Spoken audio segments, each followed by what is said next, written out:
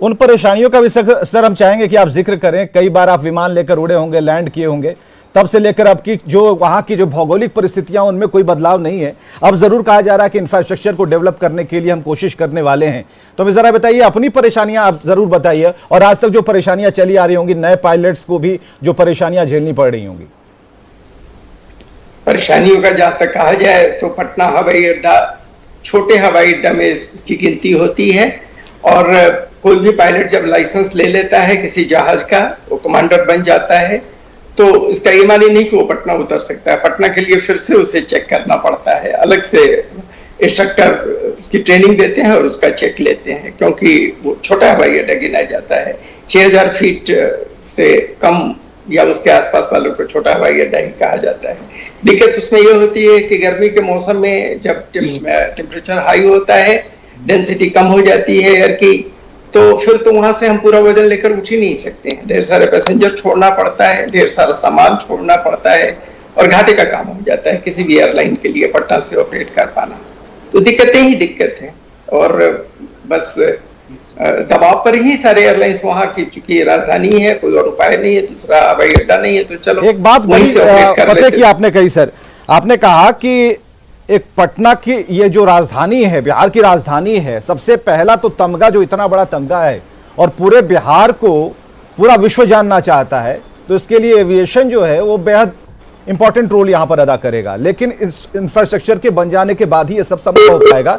आप तकलीफों परेशानियों की बात करते हैं, जरा हम आगे बढ़ते हैं। एसके सिंह साहब हमारे साथ, पूर्व फ्लाइंग ऑफिसर हमारे साथ मौजूद हैं।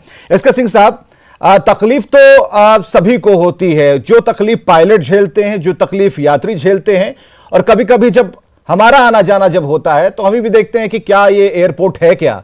तो सर, अपने अनुभवों को जरा बताइए, और जरा उसके बारे में बताइए कि एविएशन इंफ्रास्ट्रक्चर को मजबूत करने के लिए जो चिट्ठी आई है, उस चिट्ठी पर आपका क्या रिएक्शन है?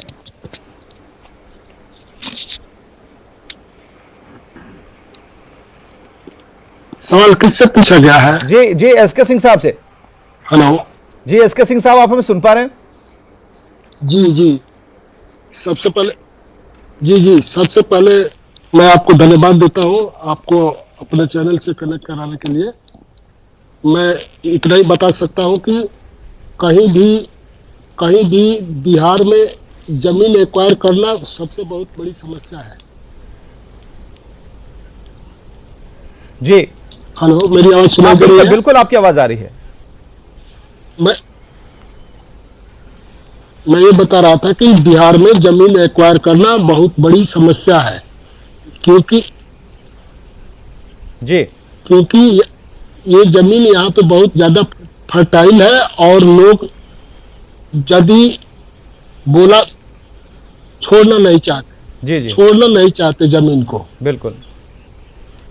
दूसरी बात यह है कि यदि जहां पहले से ही भले ही डिफेंस का इंस्टॉलेशन है, वहां जमीन थोड़ा बहुत एक्सपेंशन के नाम पे एक्वायर किया जाए तो ज्यादा बेटर है। जी, तो किस रूप में होगा सर एसके सिंह साहब, किस रूप में होगा? 50 एकड़ जमीन चाहिए तो ज्यादा मुख्यमंत्री के लिए कोई बड़ी बात, इस सरकार के लिए कोई बड़ी बात नहीं है, लेकिन अगर इसे पूरी तरीके से संरचना को विकसित करना होगा, या इस पार से उस पार अगर हम पूरी तरीके से एयरपोर्ट के को देखें, तो जो एरिया कवर करता है, या फिर उसे आगे बढ़ाने की बात है, या चौड़ाई में या लंबाई में, रनवे को करेंगे तो लंबाई में बढ़ानी होगी, तो कैसे कर पाएंगे? इसके लिए क्या प्लान होना चाहिए? देखिए, सबसे पहले तो एक स्टैंडर्ड रनवे का जो लेंथ है जी वो 1.5 किलोमीटर है, स्टैंडर्ड, ये इरेस्पेक्टिव कमर्शियल फ्लाइट से है जी।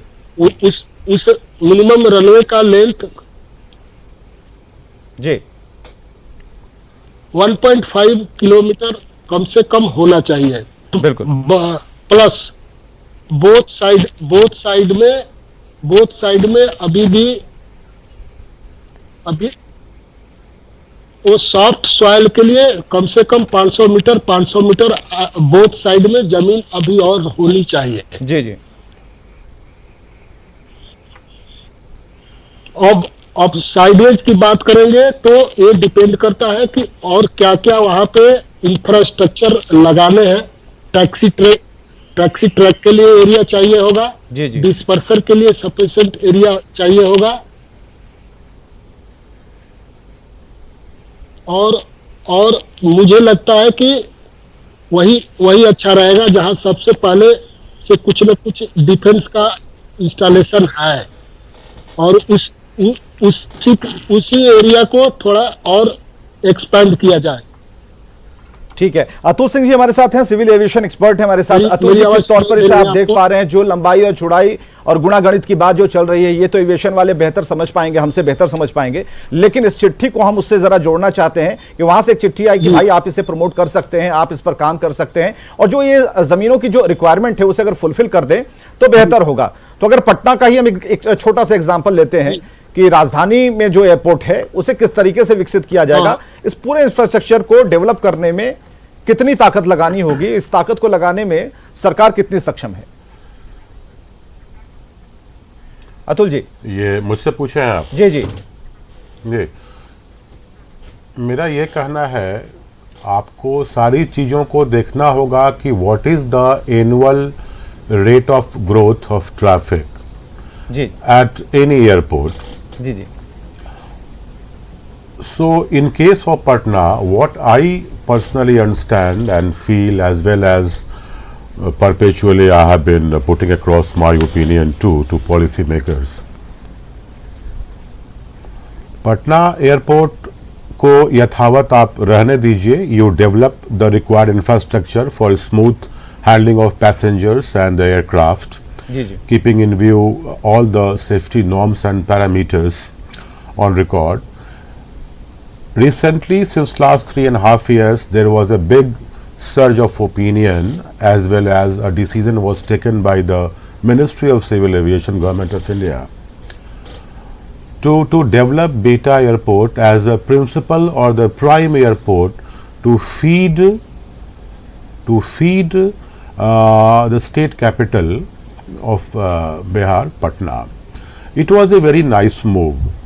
It was a kind of move which would have paid a very rich dividend in terms of long-term development and growth of aviation in Bihar. Ji ji What we see in Western countries, I will tell you conventionally and to some extent technically, that all the major cities of the world, as well as in the other states of India, you will find, like in case of Bangalore, Hyderabad, which has developed its own aviation infrastructure in a very big way, that they have set up one big airport and they have left the old airport to be used by other ठीक है, आपकी बात को commuter जहां तक aircraft. हम समझ पा रहे हैं, हमारे दर्शक उसे जरा अंग्रेजी में नहीं लेकिन हिंदी में समझ पा रहे होंगे, तो हम जरा बताना चाहेंगे कि आपने ये जरूर कहा कि बेटा एयरपोर्ट को डेवलप करना ज्यादा बेहतर होगा, क्योंकि वहां जो इंफ्रास्ट्रक्चर है या फिर जो जमीन देने की बात है वहां